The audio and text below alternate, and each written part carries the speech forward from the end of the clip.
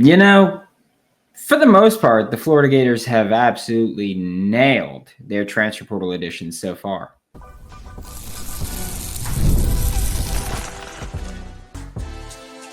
You are Locked On Gators, your daily podcast on the Florida Gators. Part of the Locked On Podcast Network, your team every day. Hello and welcome back to another episode of Locked On Gators, part of the Locked On Podcast Network, your team every day. Thanks for making Locked On Gators your first listen of the day every day. We are available daily and free wherever you listen to podcasts and on YouTube. Happy Tuesday. I am Brandon Olsen. Find me on Twitter at WNS_Brandon. Find all my written work with New York Giants on SI.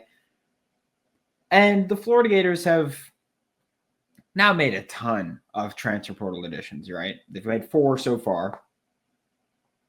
I think they've nailed most of them. I'm going to be honest with you. I do. With quarterback, I think that there was no possible ideal situation, right? In the transfer portal, it just logistically, there just wasn't an ideal move. There wasn't a move where you could make and say, hey, we've addressed everything. We feel perfect about our quarterback room right now. And that's partially because you nailed the addition of DJ Lagway in the 2024 recruiting class. You have a blue chip quarterback, a 5-star, the number 1 rated quarterback in the country in the 2024 class. Came in and played damn well, did not lose a single game where he started and finished the game. So played damn well as a true freshman. And that, as awesome as it is, kind of hamstrings you for what you can do in the transfer portal, right? There's no quality upperclassman that's going to come to a school to be a backup with no chance of starting, barring injury. I think even if DJ Lagway struggled, he would still be your starter. I think that that's just not something where I think that Billy Napier would make a change. Like, again, I don't think DJ Lagway will struggle like that to justify a benching, but even if he did, I don't think we'd see it from Billy Napier. So there's no chance of starting unless there's an injury. You're not going to get a blue chip freshman like, and I'm just bringing him up because I know that quite a few people had asked me about him when he entered the transfer portal, but you're not going to bring in a true freshman blue chip like Aaron Noland. That's not going to happen because you're not going to get someone where it's, hey, you know that there's no path to playing time. There isn't, because unless there's injury, you're not going to play. So I think that there really was no good situation. I know there were a few people who went, hey, this guy that's a 60-year senior is entering the portal. Go get Graham Mertz back. Let's see if he can get another year of eligibility. All these things. No. Okay, there was no good answer. That's the thing. There was no good answer. But by adding DeShawn Purdie, I think that the Florida Gators coaching staff gave you legitimately the best possible answer to address the quarterback situation this offseason. I do. I don't think he's amazing. I don't think he's this incredible quarterback. I think that he's the best option you had available, though. And I think that, again, regardless of how anybody feels, I think that goes a long way. DJ Lagway is your only returning quarterback in 2025 that put out significant film. I don't count Aiden Warner's start against Texas. We'll say half against Georgia, and then mop-up duty against Tulane. I don't count that as significant film. I don't count less than 2 games as significant film. So DJ Lagway is your only returning quarterback that put out significant film in 2024. And DJ Lagway is your only returning quarterback that put out good film in 2024. So you had to go to the portal if you wanted to get somebody that had any kind of experience. And DeShawn Purdie gives you a little bit of experience because he did start a bit for Charlotte this year. So he gives you a little bit of experience. has put out pretty good film, granted, playing for Charlotte, group of 5, so grain of salt. But, I mean, he had some good performances against Power 4 programs there, so there's that. But also, DeShawn Purdie finally gives the Florida Gators a backup with a similar playing style to their starting quarterback, which is the first time Billy Napier's had that in his entire tenure at the University of Florida. Go back to 2022, and you had Anthony Richardson, and his backup was Jack Miller III. Very different stylistically, right? So there's that. Go to 2023. You had Graham Mertz and his backup, Max Brown. Very different stylistically. I mean, you couldn't get further stylistically there. Then you go to 2024. Your starter, Graham Mertz. Your backup, DJ Lagway. Even if you want to flip-flop that, which you shouldn't because that's stupid, but even if you wanted to flip-flop that to go, oh, DJ Lagway is your starter and Aiden Warner is your backup or DJ Lagway is your starter and Graham should have been the backup. Any way you cut it, there was no clear QB that's similar playing style, QB similar playing style, QB playing similar playing style. There just wasn't. So bringing in DeShawn Purdie, and I don't think that DeShawn Purdie is as, I'll say, refined a passer as DJ Lagway, because I think DJ Lagway, arm talent-wise, make any throw you need. I think the things that he needs to clean up, the mental part of playing quarterback, and just honestly just kind of settling down, just kind of getting situated and not trying to make some of these throws off platform when he doesn't have to make them off platform. He does that a little bit more than I'd like to, and that's not again, any criticism that I give of DJ Lagway is not to say he's not going to work out. It's not to say he's not going to be good. I truly think he's going to work out, and I truly think he's going to be a phenomenal Florida Gators quarterback when it's all said and done. I do. Fact of the matter remains, he's not there yet, and that's not a bad thing to say, I think. He's a true freshman. The expectation should not be that he's going to come in and be refined and be this amazing player. He was amazing for a true freshman. I need him to be amazing overall, and I think he can be amazing overall.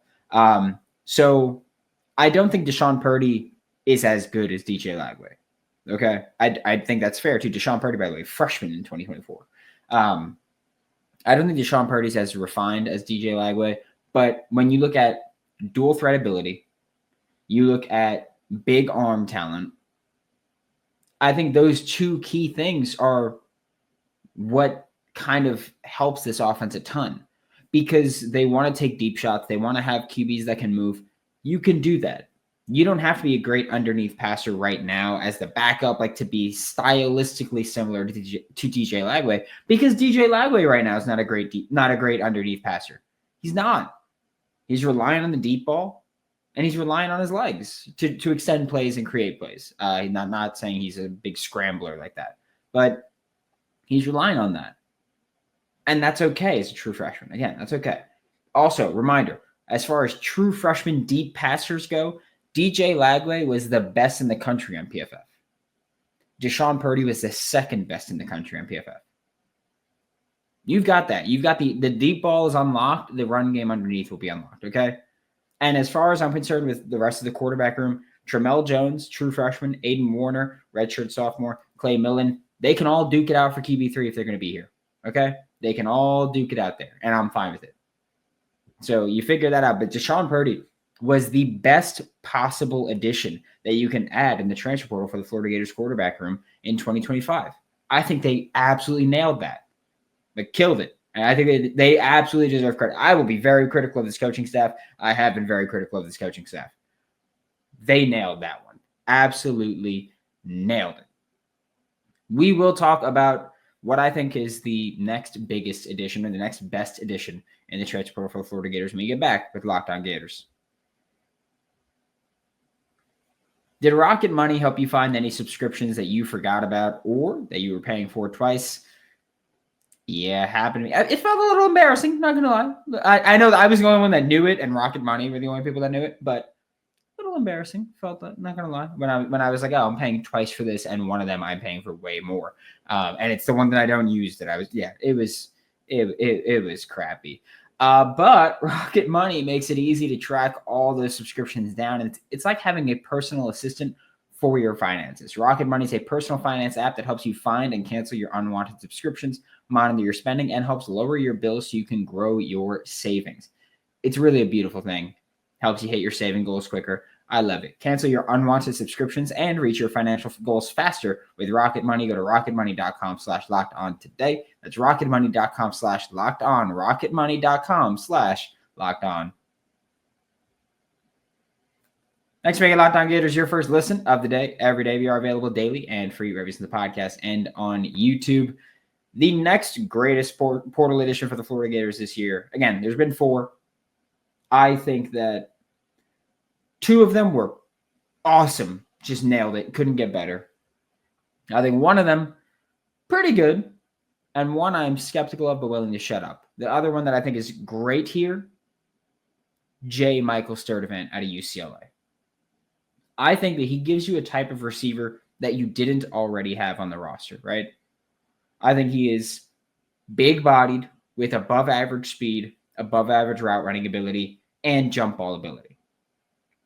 And I say it's something that you don't have on this roster because I know that, and I have to bring this up because every time I say that, people bring up Khalil Jackson. And I have never been high on Khalil Jackson. I have always been critical of Khalil Jackson's film.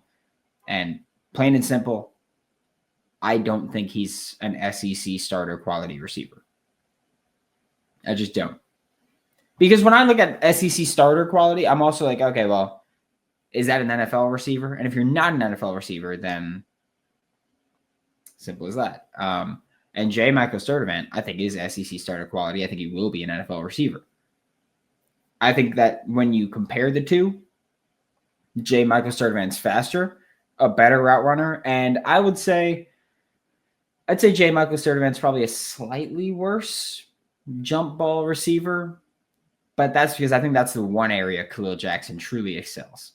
He's slow, bad route runner, but my goodness, can that man go up and get it on anybody? Which, by the way, there's a role for guys like that, okay? Especially when you have a DJ Lagway. There's a role for guys like that. But I will say that I think J. Michael Sturdivant gives you what Khalil Jackson gives you, but better everywhere except the jump ball receiver. And I'm fine with that trade-off. I don't want to be reliant on jump ball receivers. I like having that as a skill, but I don't want to be reliant on that because, again, that's not sustainable. And this is a thing where I know that myself and the staff are not going to agree on things, and I know that myself and the fan base are not going to agree on things always. And I respect having different opinion here. I prefer to have an offense that's sustainable and consistent. And I don't think it's sustainable to go, yeah, we're just going to go jump balls and that's how we're going to rely on it. Right. I don't like that approach. And I'm not saying that the staff takes that approach. I don't like relying on that.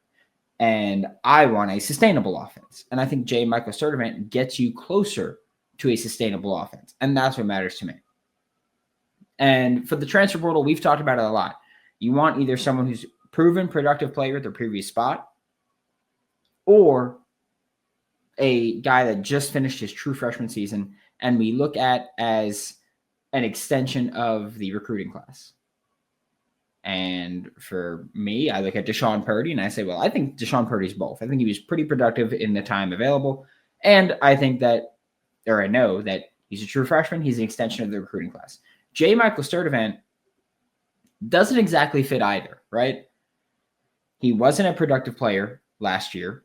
Obviously, not an extension of the high school class. But I think that those are guardrails that you look at and then you say, okay, is this guy an exception? Is this guy an outlier? And I think you look at J. Michael Sturdivant's film and you go, this guy's an exception. He's an outlier here. You look at his film and he's still creating separation. He's still making plays when the ball's thrown his way. UCLA had an awful offense. I've told you guys, I reached out to a source at UCLA and he was like, hey, J. Michael Sturdivant should be in the NFL right now if we didn't completely mishandle him. Like, the source at UCLA blames UCLA for J. Michael Sturdivant not being in the NFL. That's what we're talking about. Like that, yeah, quarterback play was awful. Eric Bieniemy got fired after 1 year. They had one of the worst offenses in the Big Ten. And the Big Ten has a lot of bad offenses. Northwestern is in there. Iowa's in there. Like, come on. Minnesota's in there.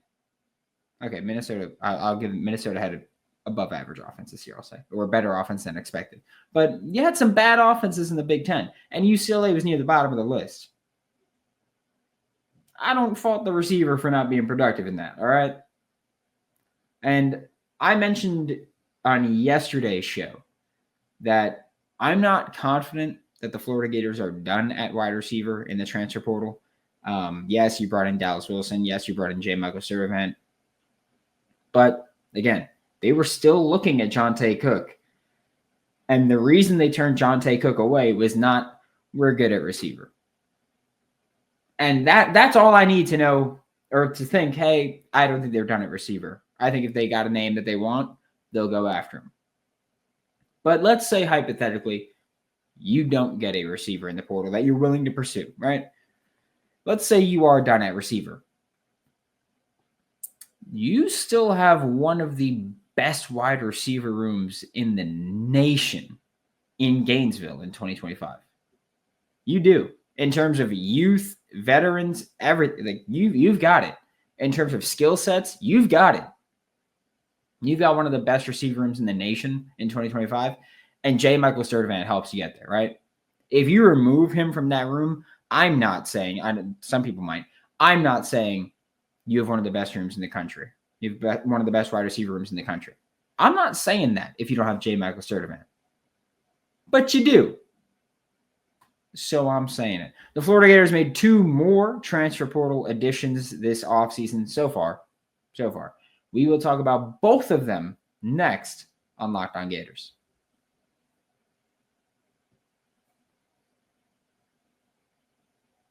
Thanks for making Locked On Gators your first listen of the day. Every day we are available daily and free reviews in the podcast and on YouTube. To wrap up today's show, we're talking about the other 2 transfer portal additions that the Florida Gators made this offseason. And we're going to start by talking about Kofi Asare, the edge rusher out of UMass. Spoke on him briefly yesterday. And this is a guy that we've talked quite a bit about. And I've said openly, I'm not super impressed with his film at UMass. Yeah, PFF grades are fine. Sure, especially against SEC teams because he played 3 or 4 in 2024. He had more sacks against SEC teams than Jack Pyburn did. But I will also say, as far as talking about Kofi Asare and the addition of him to this portal class, it feels like such a far reach. Like this feels like George Gums, right? Where this isn't a guy with proven production. This isn't a guy that just finished his first or even second year in college football, and now we're talking about him as like, oh, well, he's going to be a long-term developmental piece. This isn't that. This is a guy that, and again, I compare this addition to George Gums, except George Gums had just moved to edge, and Kofi Asare's been there. But in terms of the, I want to say audacity. I'm going to give him that word. The audacity to go and add a guy like Kofi Asare or like George Gums, where there's not the proof in production. They're not super young. And it feels like such a far reach that you've got to kind of look at them and say, this is either going to be a really stupid addition, because if George Gums never panned out, then we would look at that and say, yeah, no duh, the guy that was a tight end turned edge in the MAC, then came over. No duh, he didn't work out. Of course, he did. But Kofi Asare would be looked at the same way, right? Yeah, you got an edge rusher that wasn't very productive at UMass and took him to the SEC and expected him to be productive. That's stupid. So if he doesn't work out, you're going to either look at it like that, or if he does work out, you're going to say, oh, that's a great eval. That's a great pull. Like, to just go and say, hey, we recognize this talent. We identify this talent. it's a great move. Those are the only two outcomes. He's either going to work out and we're going to say that's a great eval, or he's not going to work out. We're going to say, yeah, no duh. The guy from UMass that wasn't super productive didn't work out. But like I've said before, I do think that this coaching staff has kind of earned the right to take whatever players they want in the transfer portal. And I'm not going to harp on things too much, right? And look, I know there's going to be people that are like, oh, just let the coaching staff do what they want. They've earned that. Yeah, that's fine. I'm still going to give criticisms, and I think that's fine. Again, I really, like, I'm not saying, oh, you're an idiot for doing this, but I am saying that I disagree with it. One of us will be right, but I disagree with it. And I still think Florida should be looking at edge for the transfer portal. I still stand on that one. Then the first transfer portal addition that the Florida Gators made that we haven't talked much about is Tommy Doman from Michigan. And I'm not going to lie, it is kind of hard to evaluate a transfer portal punter because it's a punter. Kind of hard to evaluate there. But when you look at the numbers, and I'll pull them up for both Jeremy Crawshaw and Tommy Doman, because, you know, Jeremy Crawshaw, who's just left, and Tommy Doman, who you just got. Jeremy Crawshaw, one of the highest punt grades on PFF in the country, not surprising. Jeremy Crawshaw punted 10 more times than Tommy Doman, so significantly more yardage. Jeremy Crawshaw, more yards per punt. Similar, but more yards per punt for Jeremy Crawshaw. More yards in net per punt for Jeremy Crawshaw. Longest punt, Tommy Doman. Jeremy Crawshaw's longest punt was 62 yards. Tommy Doman's longest punt was 68 yards. As far as punts landing inside the 20, Jeremy Crawshaw, 45.8% of his punts landed inside the 20. Tommy Doman is at 34.7%. That's a huge drop off. But again, that also goes into where punts were from, right? If you're punting from the 40, from your own 40, it's a lot easier to get inside the 20 than if you're punting from your own 20, or if you're punting from the other team's 45. A lot easier there. Tommy Doman had one less touchback allowed. Tommy Doman had 2 less punts out of bounds allowed. Jeremy Crawshaw had 2 less punts downed, as in fielded by his own team. And they had the same number of fair catches. As far as hang time goes, Jeremy Crawshaw on average 0.04 seconds longer of hang time. I will say this. That matters more to me. I will also say that Michigan's special teams unit worse than Florida's. Okay. Florida genuinely had one of the better coverage units in the country on punt. And I think that Florida Gators fans should acknowledge that. You had one of the better punt coverage units in the entire country. That's awesome, right? As far as punts allowed return, or as far as punt yards return allowed, Florida's near the top of the country. They were very good at that. Michigan toward the bottom. Michigan was at with Tommy Doman. Michigan allowed on average, I think it was 11 yards per punt return. Yeah, Michigan had the third most on average yards allowed per returned punt. Tommy Doman only allowed them to return 24% of their punts, but punts that were returned, a lot of yards. Okay? Hang time, similar to Jeremy Crawshaw. You got to figure that with that hang time and with Florida's punt return unit, going to be better. Also, as far as the weather, I'd imagine that's also part of it. Like, I'd imagine in warmer weather, that helps compared to kicking in the cold. We talk about this a lot with, if it's colder, it's hard to do things in football. If it's warmer, it's easier. And it's similar to, let's talk about baseball, right? Warmer weather, ball travels farther. Colder weather, ball doesn't travel as far. So I'd imagine it's similar there Obviously, maybe not as extreme, but similar there with punting.